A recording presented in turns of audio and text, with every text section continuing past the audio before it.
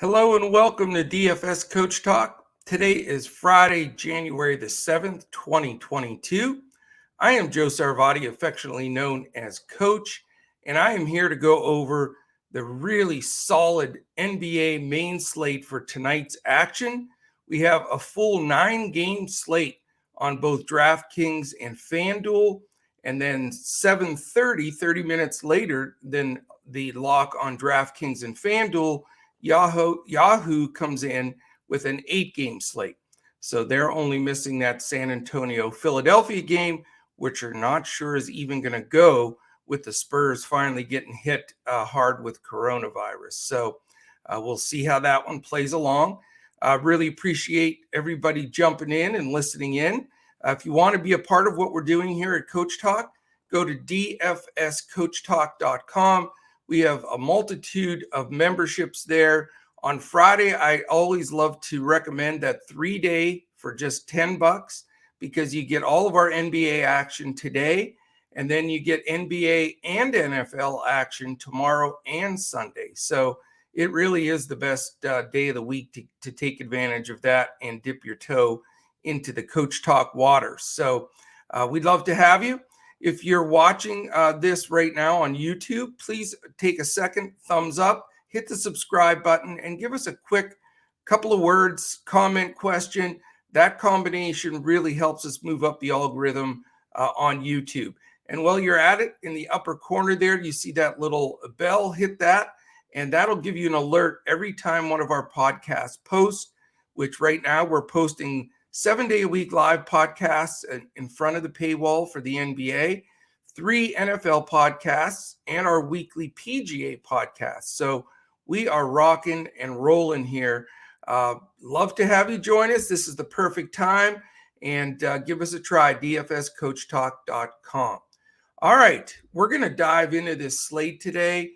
It is a good one. All kinds of great plays all over the board. We've got some good chalk, some bad chalk. We've got some good value plays, and I'm sure we're going to get a lot more as the day goes on. All right, again, the first game, 7 o'clock. It's on both the FanDuel and DraftKings main slate of 9 games. It's the San Antonio Spurs against the Philadelphia 76ers. Philadelphia is favored by 7. It's a 217 total. 105 for the Spurs, 112 for the Philadelphia 76ers. As far as coming into this game, San Antonio is 15-22. The the Sixers are 21-16. A lot of injury news in this game, that's for sure. Larry Walker, questionable for San Antonio. Kaycock, also questionable. The guys that we already know are out for the Spurs are Collins, Johnson, McDermott, Vassell, White, and Young. So they have definitely been hit with the people being out as opposed to most of the time they've avoided it, but they're joining the rest of the group. As far as Philly, questionable Danny Green. He's probably still smarting after that 24 or 26 minutes with zeros everywhere. So he's questionable. I think his ego damaged. But Isaiah Joe also questionable. Guys that are out, Maxey, Milton, Reed, Simmons, Springer. No one even talks about Ben Simmons anymore. What a crazy thing that he's going to miss a whole season. All right, in this game, what are we looking at right off the bat? Again, you've got some decent defense here, but not to the level that they're used to on either side. Pace-wise, though, the Spurs are 4th, so they are playing fast, but they're going to be missing bodies. So we'll see how that affects. We know Philly slows the ball down, plays a lot of half-court defense or offense, and they're 26th in pace. So that's big pace down for the Spurs guys that are remaining. Defensively, like I said, these teams, generally top 10 style teams over the last several years, they're in the bottom half of the NBA, 18th for the Spurs and 17th for Philly, which is really surprising since Embiid has been back for quite some time. A couple of different ways you can go here. Embiid's a big fat 11.2, and with 18 teams on the the schedule here tonight, that's a big number to bite off. But Jakob Poeltl is a decent defender on the other side. So, probably not my favorite spot to pay up for Embiid, but he has been smashing lately for sure. And it is a pace-up game for Philly, which helps. So not out of the question, just not making my last cut as of right now. Harris at 7-8 has been very up and down this year. And then after that, I mean, if you want to go down to Korkmaz at 5-1 or Seth Curry at 6-1, you've got some potential there. I mean, Philly's going to be short in the backcourt, so somebody's going to have to pick up the assist ratio, very possibly Curry at that 6-1 number. But Korkmaz at 5-1, we know he can have a blow-up game, but he also can sting you, so you got to be very careful there. A lot of bench guys I'm not looking at on the Philly side. For San Antonio, it's, DeJounte Murray or bust basically most nights, and tonight's the same thing. He's 9-6, which is pricey, but man, they're going to count on him to do a ton. And it's an island game for both of these teams. So, I haven't paid up for Murray most of the year, but, I am a little tempted here, although Philly's 26 pace is the only thing holding me back from pulling that trigger. After that, just way too risky for me. Don't want Jakob Poeltl against Embiid. And just the whole mixture of Forbes, Walker, Bates, Job, Trey Jones. I mean, those guys are okay, but very risky, more GPP-ish, I believe, on this slate with this many games. All right, game 2. Now we're getting into all 3 of the slates because Yahoo joins in here at the 7:30 game. The 7:30 game is Toronto minus 11.5 against the Utah Jazz. So you say, what? But yeah, that's the truth. Utah has been just decimated with COVID stuff too, and Toronto is pretty much healthy. So a quick turnaround here from where these two teams stood even 10 days ago. Yeah, Toronto 11.5. It's a 221.5 total, 105 implied for Utah, 116.5 for the Toronto Raptors. It's amazing how roster moves can change these numbers and totals and everything else. All right, so for Utah, like everybody on earth is questionable for them. So we need to know who's coming in and out of COVID protocol in this game for sure. Right now, questionable: Clarkson, O'Neal, Gay, Whiteside. So there's 4 key players for the Utah Jazz. We know the guys that are out: Bogdanovich, Conley, Gobert, Ingles, and Mitchell. So yes, their studs are out. And we don't even know if the other guys are going to go. So this is a game that also could be lost if things don't shape up. Toronto, on the other hand, is good to go. They have 2 guys out, Dragic and Watanabe. They're out, but everybody else is back. So maybe whatever they're doing in Canada to suppress the spread of this, maybe we ought to do a little bit of the same here in the U.S. because it seems like they're doing much better.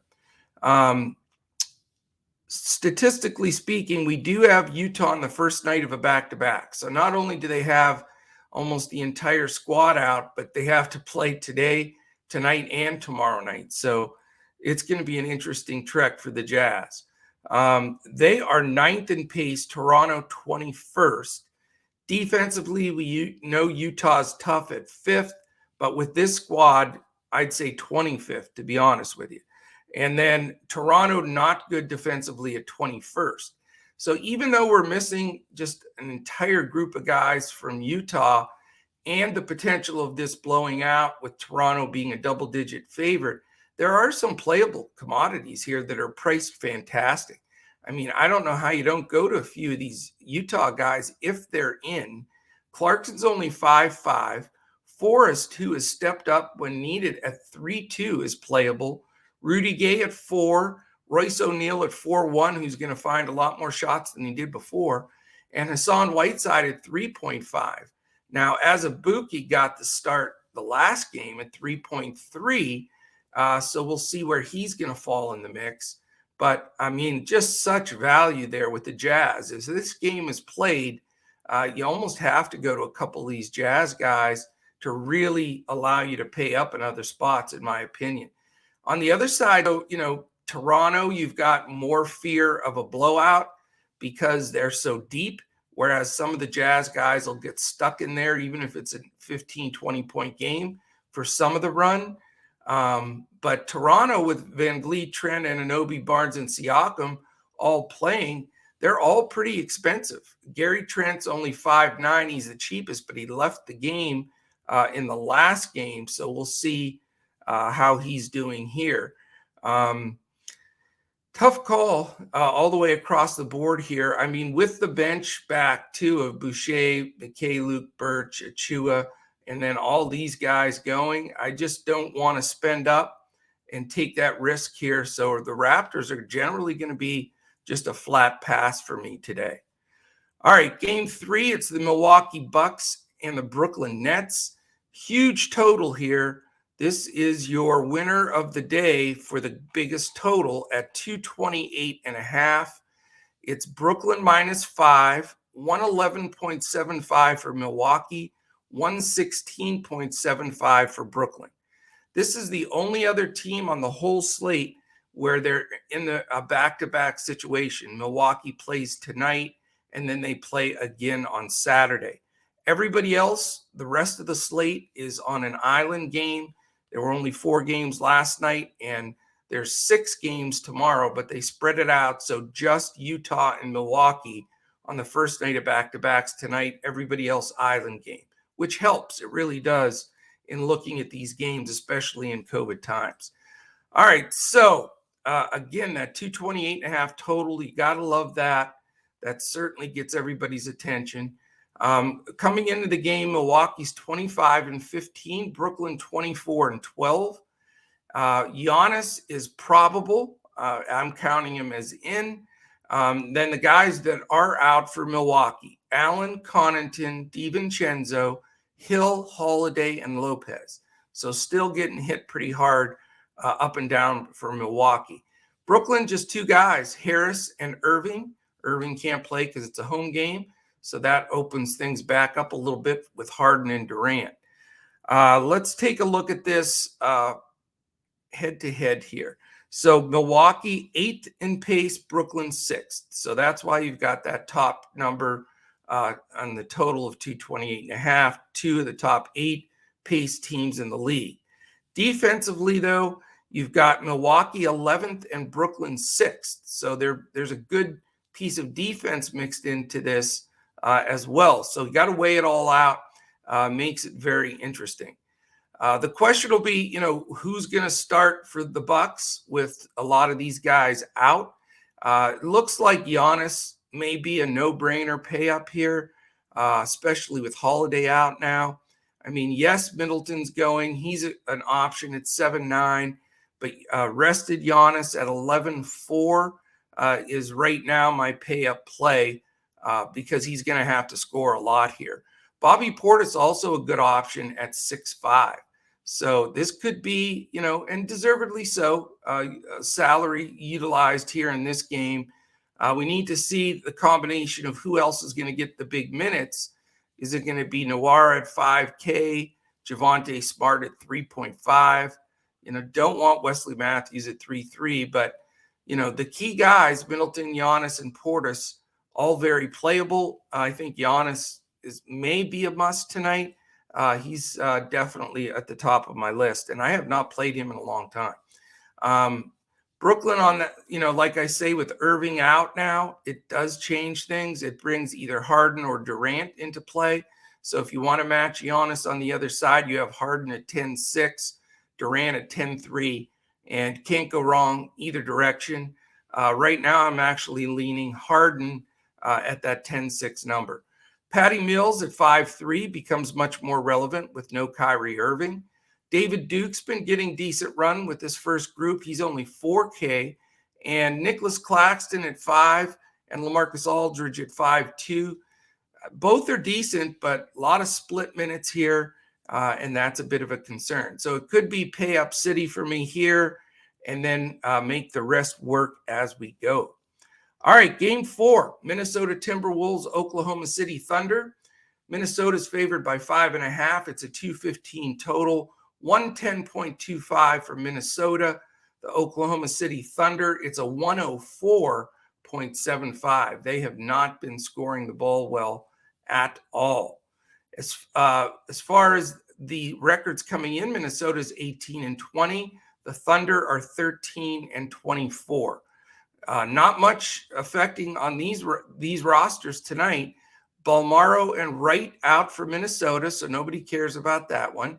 Favors and Roby out for the Thunder. All that does is shorten the rotation for the bigs. But interesting to see that we have two teams almost at full strength in this game. Minnesota is 7th in pace, the Thunder 13th. So you have two teams that push it up and down. So the 215 number, a little low there. Defensively, Minnesota 10th, the Thunder 15th. So within reason there as well. All kinds of opportunities here. I mean, the problem is you have Beverly, Russell, Edwards, Vanderbilt, and Towns back. And now you have Beasley, Reed, McDaniels, Noel off the bench. So they are very deep, a decent team. I think this team should be winning a lot more ball games. I think they'll go on a run if they can keep everybody healthy. Very difficult though to figure here as far as the usage goes, because having all of them back, it's been a while, and then they're going to want to get minutes for the bench guys. So not a focal point for me. Don't particularly want to pay up for Anthony Edwards at 8 or Cat at 9.9. Russell 7.5, also just a bit high in the fact that he's going to have to share so much of this usage. Vanderbilt's been terrific when he's in there at 4.8, but he's got to split some minutes with Jaden McDaniels, who's 4.6 and also has been good. So Minnesota not looking very tasty here tonight. On the Thunder side, we know when Shea plays, he's very solid. He's 8.7, but he's going to get a little bit of Pat Bev defense at 5.5. Pat's probably going to get in there, but defensively, Shea, he has a little trouble against Beverly statistically, but he gets his. I mean, his usage is really high. The only other guy really to get excited about here is Josh Giddey, but he's up to 7.6 now, which is high, and his assist ratio plummets with SGA on the floor, and just makes it hard to want to pay up to that number. Lou Dort at 5.7 is back too, so now there's a little bit more usage share. So this game is not a game that I will probably have anybody from. You can get a cheaper guy in like an Aaron Wiggins or JRE, but only in a GPP setting. All right, next one's the Washington Wizards, Chicago Bulls. Another good total here. We've got, let's see here. We've got the Wizards are underdogs by 6.5, 223 total, 108.25 for Washington, 114.75 for the Chicago Bulls. Coming into the game, Washington 500 at 19-19. Chicago an impressive 25-10. We do have some news here. Probable is Gill and Wanamaker for the Wizards. Montrezl Harrell, that's massive news. He is questionable. So if he returns, that blows Gafford out of the water, and that split would be back. Bertans is doubtful, and then we still have Bryant, Hashimura, and Waters out. For the Bulls, we have 4 guys out: Caruso, Cook, Green, and Williams. So a lot of these guys back into the thick of things for both sides, a good total. And then as far as pace, though, Washington 23rd, Chicago 12th. And then defensive efficiency, Washington's only 22nd. Chicago's down to 12th. They were in the top 10 for a while. So a lot of options here. Spencer Dinwiddie at 6'8" certainly is a possibility. Bradley Beal, I'm still feeling the sting from the other day. He was leading us to victory and fouled out at the beginning of the fourth quarter. So I'm still steamed about that. He's a very expensive 10-4. Not going to go to the big pay up with him, especially with Dinwiddie, Kuzma, and those guys back. Caldwell Pope has smashed a few slates at 5.5. You can always look at him. Kuzma all the way up to 8K makes it tough. And again, we need the news on Harrell. If Harrell plays, he's 4.6, but he'll split with Gafford at 6.4. If Harrell happens to sit again, then Gafford becomes in play. Not interested in anybody on the bench for the Wizards. For the Bulls, you've got Levine, DeRozan, and Vuk back. So on top of that with Lonzo Ball. So we're back into that scenario. How do you slice up the usage on Chicago? DeRozan's been the safest place to go, but he is probably going to get some Caldwell Pope defense or Kyle Kuzma defense. DeRozan's 9.2, though, like I say, would be my first option. Levine, a little pricey at 9.7. He'll also get some KCP defense. Ball a little high at 7.3. Vuk at 9.1 can always be considered, but when the team's at full steam here, it makes it very, very difficult. Kobe White at 5.3 is getting pinched out now too with everybody back, but really played well when he had the opportunity. So another tough game. I mean, there's not a lot of just dead obvious plays today. With some of these teams getting healthy, you really got to give a strong deep dive here to find the value and then the pay-ups. All right, the next game, it's the Dallas Mavericks at the Houston Rockets. Dallas favored by 2.5. It's a 216.5 total, 109.5 for Dallas, 107 for the Houston Rockets. Dallas comes in at 20-18, the Rockets at 11-28. Status for the Mavericks, we have Boban and Thomas are probable. Luka doubtful, he's not going to play, so just X him out.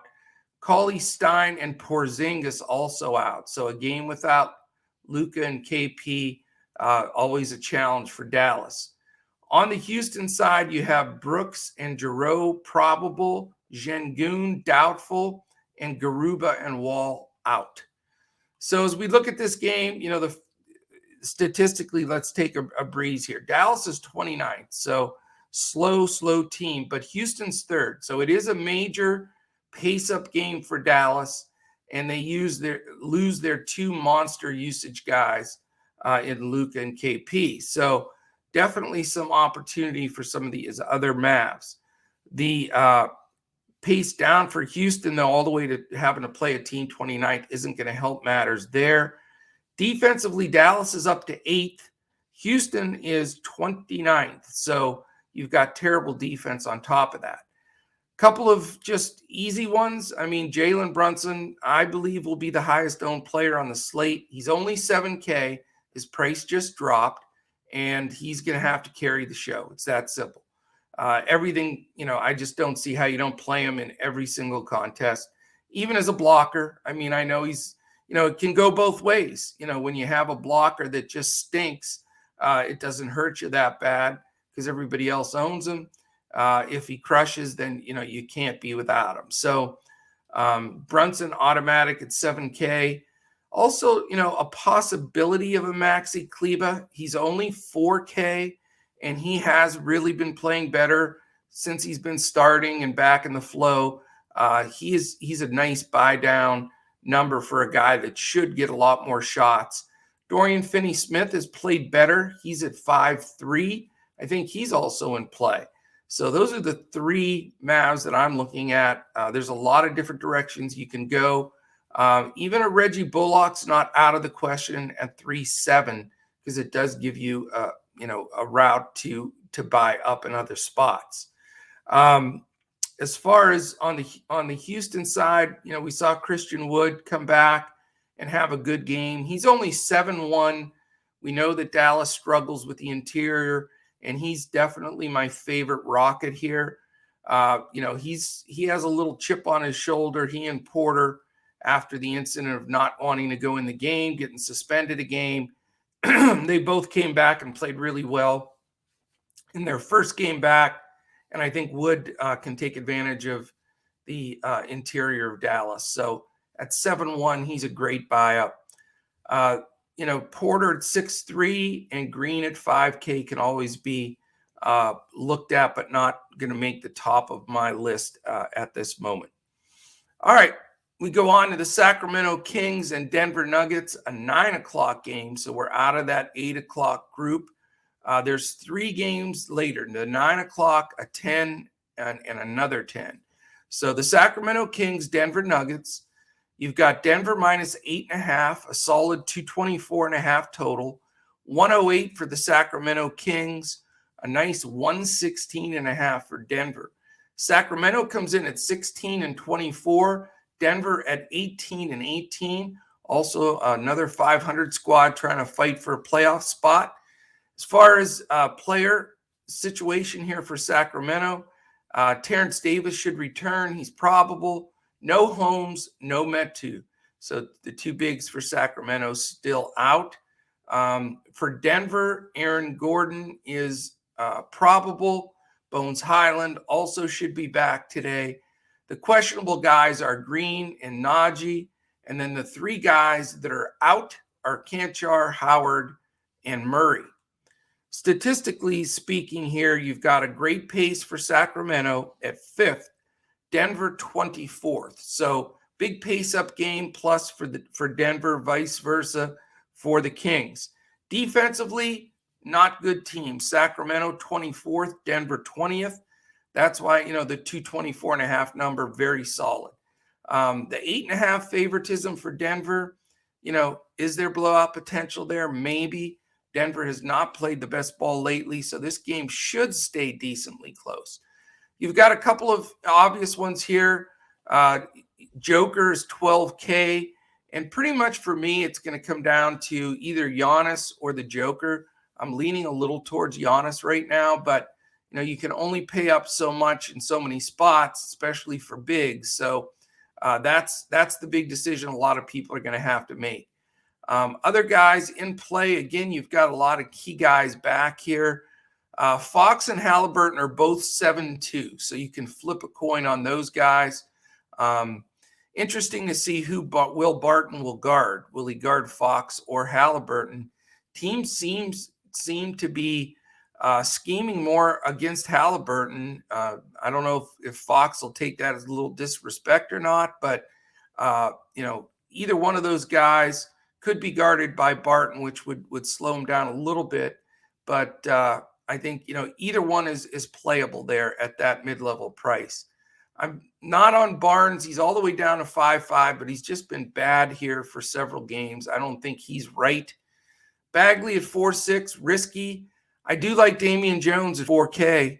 I think, with the 2 bigs still out, he's a steal, and he gets DFS points. I mean, he's a good player DFS-wise, and I think is a good option for a pay down or where you're playing an expensive center, banking them with Damian Jones on the 2 center sites. After that, the bench is decent with Hield and Mitchell specifically, and a little bit of Tristan Thompson and certainly Terrence Davis. So, with that bench back, I don't want to go too deep on the Kings because I do think they're going to split minutes and usage throughout the game. Other than the Joker on Denver, it's been a common theme all year, Joker or bust as far as Denver goes. But I think you can look at some other guys. Morris is so cheap at 4.5. Barton's fair at 5.8. Gordon, if he's going to get full minutes, can smash a 5.1 number, no doubt about that. But after that, I don't really feel you have to go Green, Campazzo, Rivers, Highland, maybe. Highland at 3.2 if he's going to get 20, 25 minutes. That's a great price for a guy that can really do well, and it's a major pace up situation. So there's value to be had with the Nuggets, and I think they are a couple of their guys decent plays today. All right, last 2 games, the 2 10 o'clock games. It's the Atlanta Hawks and the Los Angeles Lakers. Lakers are favored by 3. It's a 227 total, so you've got the second highest on the board. Excellent game for DFS purposes. 112 for Atlanta implied, 115 for the LA Lakers. Atlanta comes in 17-20, Los Angeles 20-19. Tons and tons of news here for the Atlanta side. So clueless on what we even want to think here. But we've got Bogdanovich, Collins, and Trae Young all questionable. Yeah, that matters a bit. And then probable, we've got Johnson and Reddish. So they could be back. And then out, Jeng, Hunter, and Oliver. So how do we unscramble that? Not much there. You can set up for late swap, having another 10 o'clock game there if you want to gamble on somebody. I did that the last slate with Trae Young, and it created just a steamroll. You know, we set it up well where we had good pivots, and we did what we needed to do, and we cashed in some spots. But it is a gut punch when you lose your top guy or top couple guys in those late games and have to make the swaps. But if you're going to do it, do like we did last time. Put Young in, or whomever's questionable, in that spot where it's easiest to do the swap so that you don't get stung. On the Lakers side, LeBron James probable. What else is new? Anthony Davis and Kendrick Nunn are out. So statistically wise, 18th pace for Atlanta, which is surprising. They played so fast last year. Lakers are second, though, so it is a good pace up for whichever Hawks end up playing this game. Defensively, Atlanta stinks, 27th. Lakers all the way down to 14, back in the middle of the pack after they had moved into that top 10 for a while. So, you know, it's a good game DFS-wise for points, but we don't know what's going to happen on the Atlanta side. So Trae Young at 10-5, Bogdanovich at 5-4, Herter at 5, blew up the slate the other night, literally broke the slate. Collins at 7-4, Capella at 8-2. They're expensive, though, for some of those guys, and we just need to see what that's going to look like, because we could have Gallo at 4-6, Reddish at 5-5. Those guys can be in the mix as well if some of the Hawks sit, as you know, with those questionable tags. So stay tuned, and if you want to find out that news, we are the place to be. DFSCoachTalk.com. What we recommend is that you find your contest you want to be in the night before, pick them, just put a dummy lineup in there, get the contest you want selected, join us in the morning, check out our podcast, start shuffling in a reasonable lineup that makes sense based on our initial information in Discord and in our podcast, and then follow us throughout the afternoon. We're on the entire time giving updates, probable lineups, who's in, who's out, are there any minutes restrictions, etc. And then we'll get you up to that 30 minutes before lock, where we will provide all our members in Discord a coach's clipboard for Draftkings, which gives you the 5 highlighted players for your core, and then a recommendation for all of the other players to fill in the entire roster for Draftkings. We also give out a full roster, both for hybrid/cash on Yahoo and on FanDuel. Same thing with the GPP lineup, full lineup on Yahoo and on FanDuel. So we work hard for you. We get them done. And then our jobs aren't done, as we've learned, when the lock starts. If you're going to go out to dinner with a significant other tonight, or going out doing whatever, and you're not going to pay any attention to the games this evening, I would take the night off. I know I've been preaching that a lot lately, but there's just too much movement with all the COVID stuff, all the injuries, all the 10 days. I mean, it's just constant movement, big news, big swaps almost every night.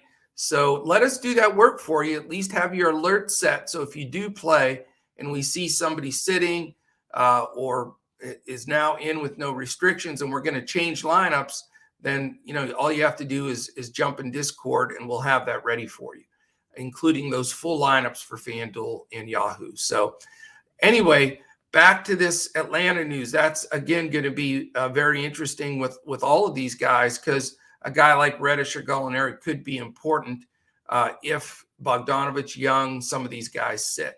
So we'll see what happens there. And the Lakers side, I mean, LeBron at 11-6, a fine pay-up option. But today is tough. I mean, huge pay-ups all around, some good ones, especially Giannis, the Joker, and LeBron. But you're going to have to choose one of them if you really want to have a competitive lineup. You could possibly get two, but you're going to have to really dumpster dive for that last guy or two. But there's great, value all over the place, and we'll get a lot more open up as the day goes on. So it leaves a lot of options. Certainly LeBron has to be one of those top three to consider. Russ at 10-1, risky. I know a lot of guys try to catch that lightning in the bottle and get a 75 gamer for Westbrook. We know he's going to throw a few up on the board, but we also know he's going to throw some 30s on there that 3X is not going to get it done. So not really focusing on that spot. Other than that, though, the Lakers have a lot of moving parts here with Monk, Bradley, Stanley Johnson now, Carmelo Anthony, THT, Ariza, Reeves, Dwight Howard. So I don't really want any of those guys. It's more than likely going to be LeBron or bust, a possibility of a Malik Monk at 5'8" or a Carmelo at 5'2", but not very likely. All right, last game on the slate. It's an interesting one as well, and has good matchups here. It's the Cleveland Cavaliers and Portland Trailblazers. Cleveland -5. It's a 216 total. You have a 110.5 for Cleveland, 105.5 for the Portland Trailblazers. Cleveland comes in at 21-17. Portland at 14-23. For Cleveland, we know that Osman and Rondo are probable. So Rajon Rondo, welcome to Cleveland. Okoro is out. For Portland, Zeller questionable, so we could get the Nurkic's backup back. And then the trio of Lillard, McCollum, and Nance, 3 starters for Portland, all out.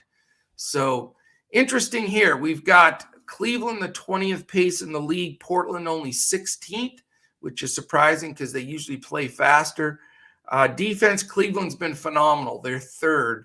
And Portland, 30th. How about last? So you got to love some of these Cleveland players feasting on this poor defense from Portland. Who are we looking at? Well, you've got Garland at 9.3.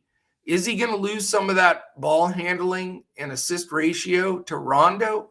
That is a concern, and that has me, questioning whether I want to take Garland or not. Then you've got Markkanen at 5'8" is cheap, and the 2 bigs, Mobley 7'4" and Allen 8'3", certainly both need to be considered in this game without question. I think Mobley, I know he had a bad elbow, so I want to hear all the news on that as the day goes on. But certainly want to have some representation from the Cavs side. I think it's too good of a spot. Same thing with Portland. I mean, Simon's at 6'2" now, a little bit higher price, but he's going to run the show. He's been terrific multiple games in a row. Norman Powell, 7'1", and Nazir Little, 4'8", 2 other options that I think are very good. Not going to look at the Nurkic side of things. It's $7K with the 2 bigs from Cleveland, and their good interior defense, and with Zeller probably coming back. Bench-wise, you're going to get some help from McLemore, Smith Jr., but not enough to want to play any of those guys. But, looking at Garland, Markkanen, Mobley, Allen, Simons, Powell, Little, lots of possibilities here. Definitely going to have a couple of guys from this game. So Cleveland and Portland, I think, very solid game. Bucks, Nets also for DFS points. But there's all kinds of value, all kinds of pay-up potential all over the board. So it's going to be a great night. We're expecting to crush it here at Coach Talk. We'd love to have you join in. If you're heading out the door here and you're watching us on YouTube, a quick thumbs up, quick comment, and hit that subscribe button.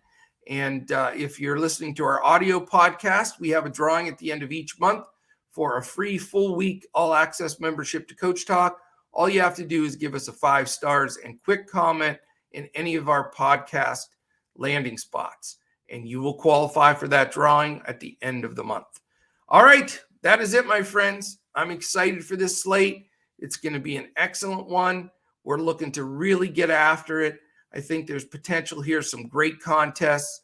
Also, if you want to tune in tonight, we'll be providing our weekend PGA lineups for the Kapalua Century Champions tournament. That will go on. That's a fun one watching in the evening in Hawaii. We'll be posting those at 11:30 this evening for the weekend slate. All right, that is it.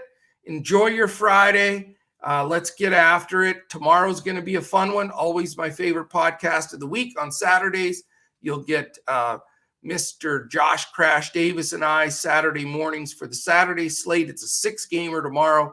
We'll also build a 2 brains are better than one GPP lineup for FanDuel on that podcast. So thank you for listening in. Enjoy your day, and we'll be back again tomorrow as we look to crush it in DFS.